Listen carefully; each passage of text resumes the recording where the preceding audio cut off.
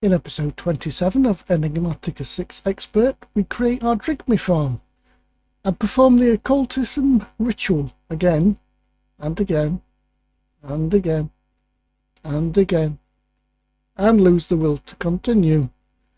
I hope you enjoy the episode. Might be the last. No, I'm just kidding. Let's get it on. And we'll do this chant again while we are here.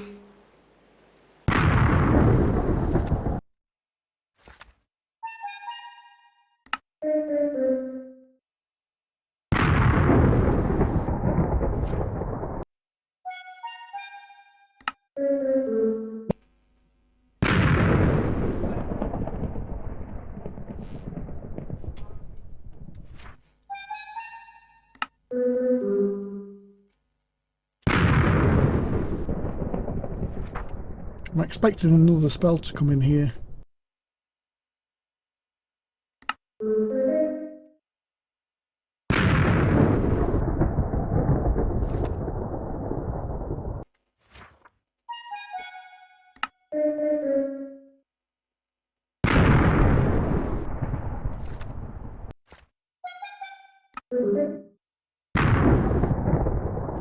And we'll do this chant again while we are here.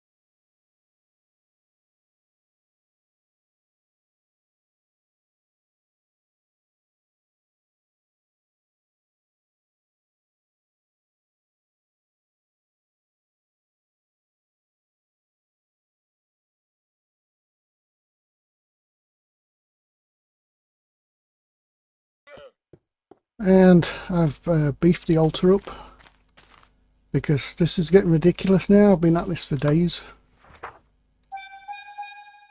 and I can't seem to get the sign.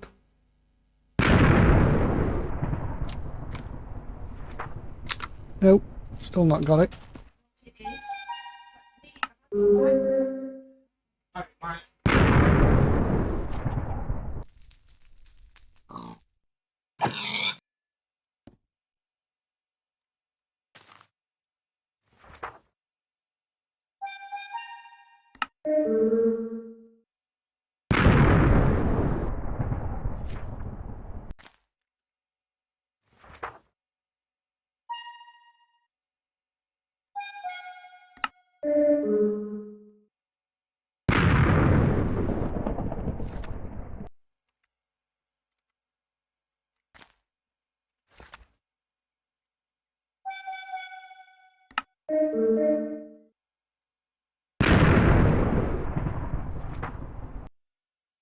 So if you want the simplest of automations for the energizing orb, put a chest 2 blocks away, because remember you can't have the input and output pipe as one.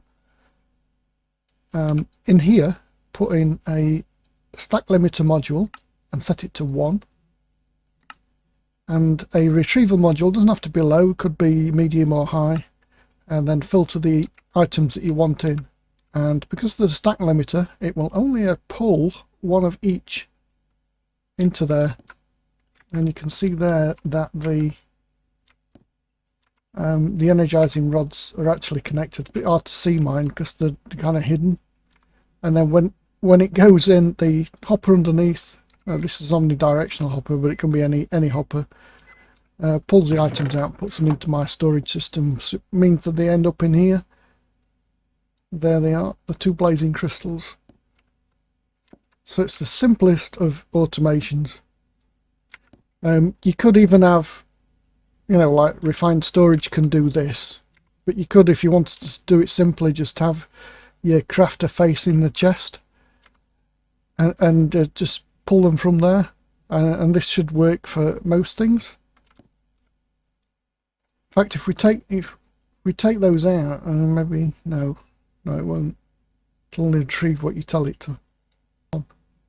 So that should work for pretty much everything.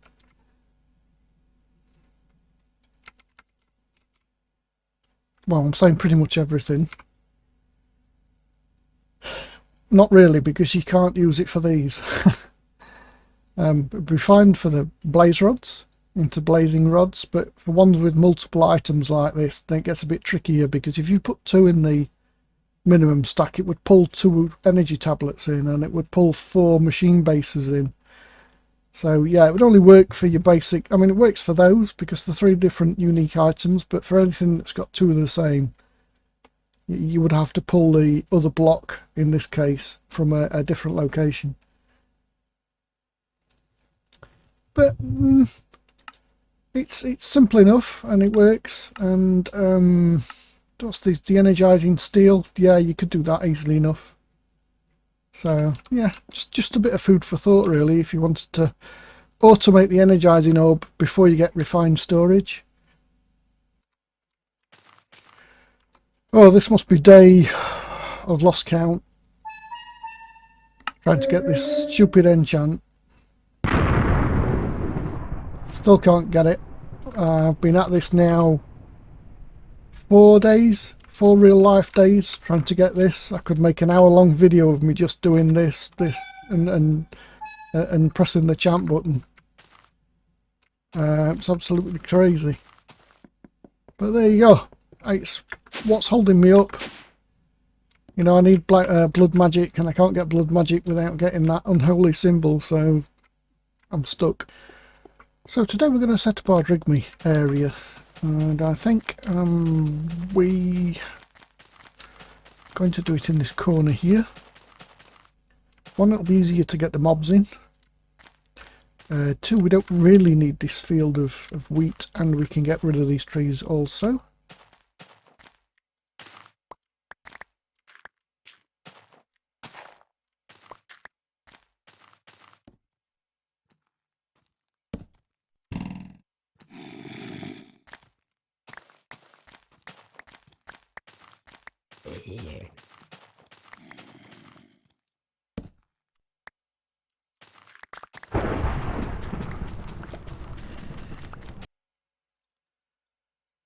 Well, the seats are just a slab of wood and a block of wool, so they're very easy enough to make.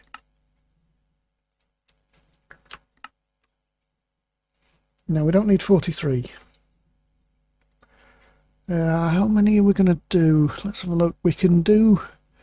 The Drygmy area is 21 by 21 grid. Oh, block. But yeah, I think actually 21 is... Let's go with 21 and see how we get on.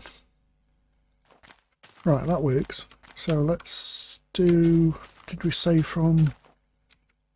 on this way, so from there. So 1, 2, 3, 4, 5. Now do I want to go from there or there? Let's do it from there, that's 10. 15.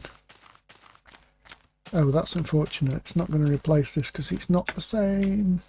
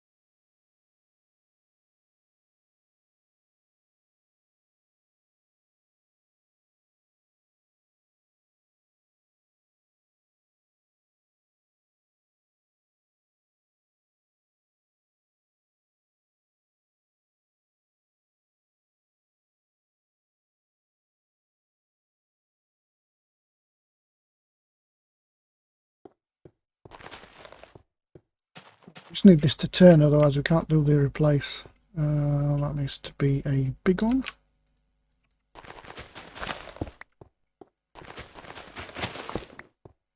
Oh, is that too much? Right, let's just check sizes. So that's oh right, a chunk border. That's good. So that's 16. That's only 18. We want a 21 by 21. So we can come through this way. Oh no, we can't, because we're going to hit that. And this way we've got 16, 17, 18, 19. So we're okay this direction. We're actually one over. So we just need to come this way. Well, can we get this in? Oh, we can get it in. So let's do another 3 by 3 just here, and then that should work. It's a bit cramped, but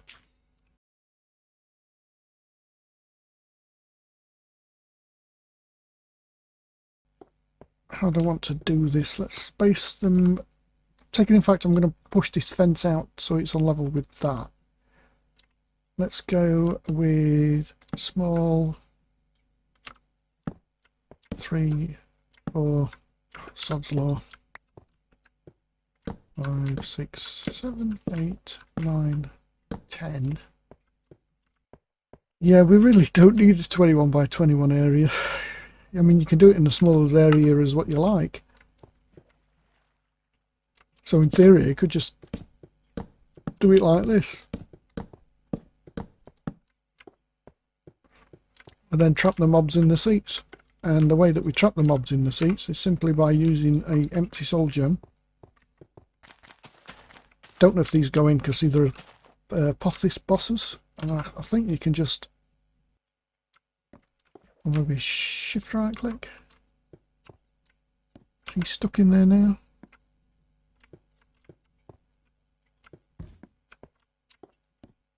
Right, I've just thought it's no good like this. I need them in cages and they need to be separated. So we need at least, well, yeah, to be honest, 1 block is enough. Let's try this. If you shift, is that now stuck in that sheep stuck in that seat?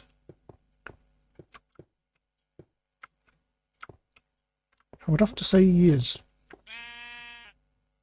So yeah, we can have animals, we can have mobs. We are going to need a lot of glass to partition these off and to protect the Drygmy from being attacked and to protect me from being attacked. So we should be able to partition them like this.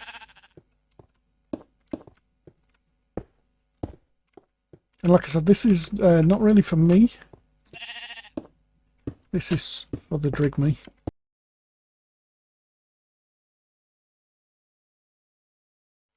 So we're ready to make the Drygmy shard. So the only thing to remember is the actual Drygmy charm even. The only thing to remember here is the Drygmy shard goes in the middle. So you can put everything else anywhere you like around the outside. Now a word, the antlers come from a moose. Simply just cage him up somewhere and put one of the factory hoppers in the floor and eventually we'll shed his antlers, and he'll keep doing that. The hood is from a skeleton which wears a specific hood, not that one. It looks exactly like the hood that you see.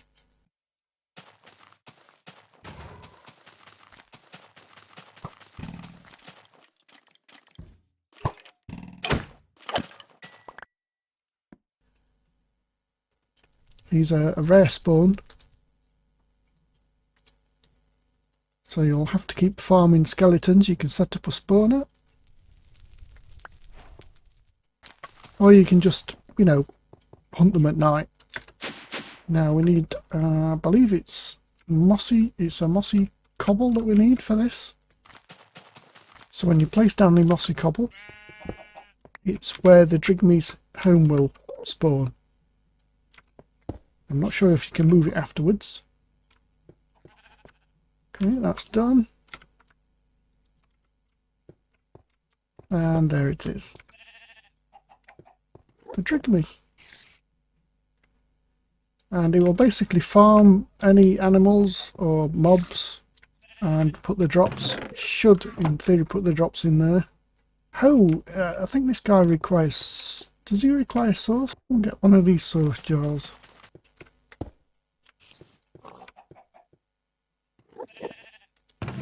Oh, now was that because I put the sauce jar down, or let's just have a look, see if any went out of this jar. Yeah, it did. So I was getting gunpowder from the creeper, pork chops from the pig, string from the spider, mutton from the sheep, and white wool from the sheep. So we'll actually harvest the sheep for wool as well, and it doesn't have to regrow the wool because it's not physically taking it off the sheep. So we need some other mobs and some other animals. Don't see the point in moving our bird here, our moose, over there. Simply because we don't really need any more antlers for anything. Should the need arise, we could always move him over. So what actually happens here, it looks like the henge builds up a collection of drops, and then it will remove source to put the drops into the chest. I'm getting a lot of produce from bees, so we don't need a huge array of mobs in that. I mean, to be honest, I don't really need the Enderman. I only caught him because he was stood about here. He teleported into my base, so I caught him. Ah, you see there? Took sauce out of the sauce jar. Sauce went from the sauce jar to the henge, and therefore the drops, yep, came into the chest. So yeah, we do need to set up a, it looks like it's 1,000 sauce per pull from the henge into the chest. So we do need to set up another sauce, but I'll continue to build this up. But like I said, I'm not 100% sure what else we need. We are going to need to summon the masticator at some point, and he will sit in one of these seats. And the Drygmy will farm from the masticator, but that's practically the only boss that the Drygmy can be used for. I've been working on my Drygmy farm just a little. It's surprising with the bees how much I don't need. So I mean, I don't really need chickens, but you know, why not? The wool's going to be useful. Meat, don't really know about that. Carbuncle is not there for the Drygmy farm. I was using both the empty soul gems to get these guys. Oh, it looks like his feather is shedding.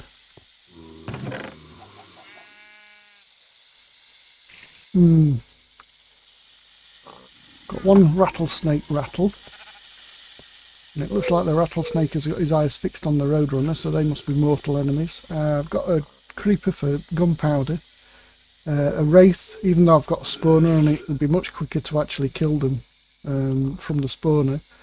Thought, why not? Spider's useful for string, and we're going to need kangaroo hides later down the line, so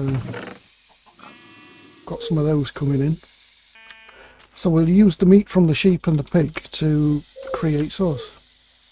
Seems like a fair trade. What was the catalyst? It's the conduit.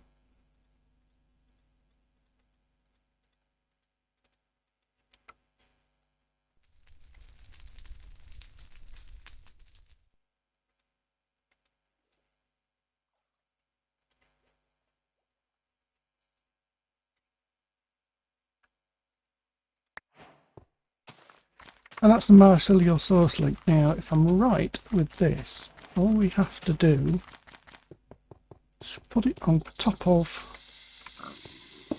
or underneath, it doesn't really matter. We take a stack of meat. Yeah, that looks to me. Oh wow, yes, definitely generated a lot of sauce, that did. Right, so we did get 2 more roadrunner feathers. Now, the trick to killing these... Oh, did I put them... Oh no. Is to have a couple of friends around, like these two here.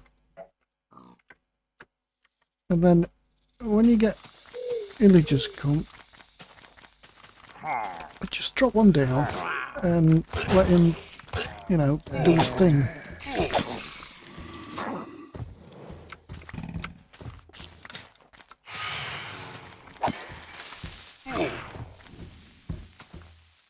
Oh, that's interesting. He doesn't like phantoms either. Ah, useful. And then when you're finished with him,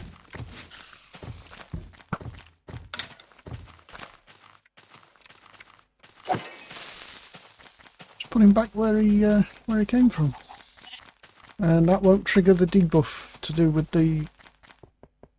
the raiding of villagers, because there's a village over there. So yeah, very simple way of dealing with that. At least I've got a use for all this meat now.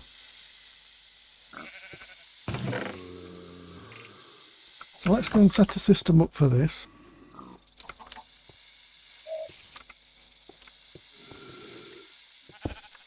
So what we're going to do here is put the dropper just here.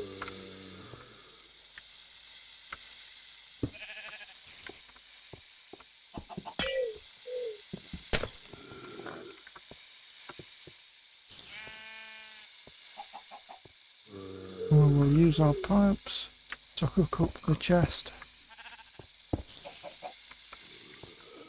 to the dropper. So all we need to do in here is put the extraction module and filter. Yeah, because this is not going to just drop them out. It needs a redstone signal to drop them out. So we can put this timer on the side here. Now it's currently on standby. So we're going to do on for 1 second. And then off for, let's try 6 seconds. And if we hit that, dropped it straight down and it got eaten. And for now we'll just keep the pork chops in there. We can use a raw mutton as well. We could actually use a pressure plate instead of doing it like this. We'll leave the pipe on there, but just use a pressure plate system. It's got to be easier than this, rather than just using a timer. So a bit of automation for this. Right, time to do this again. I've been really unlucky with this. I've been at this literally for 4 days, real life days, and I cannot get this song. It's just nothing.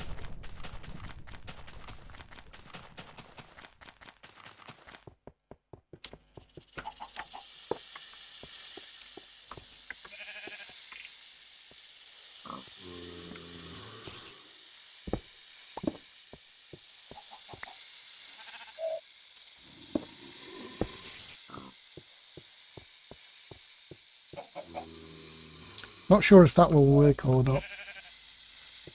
Let's try it. So let's just put 4 in there. They'll go out into the hopper. Hopper drops them down. Right, so that doesn't work. Didn't think it would. So all we need to do here, pop another glass block there.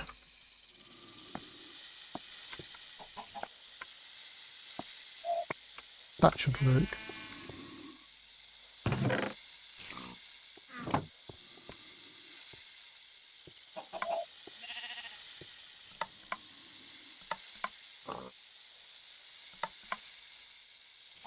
Yeah, that works.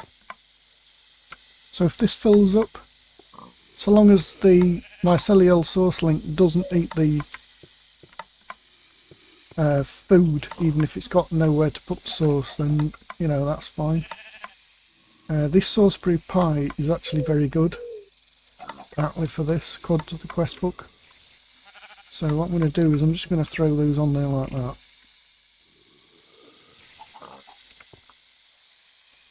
So even though this will despawn eventually, it means we don't waste all our food. So that should be fine. I don't think we need this either, because these open crates are very good at dropping straight down. Now this is going again simply because this is collected.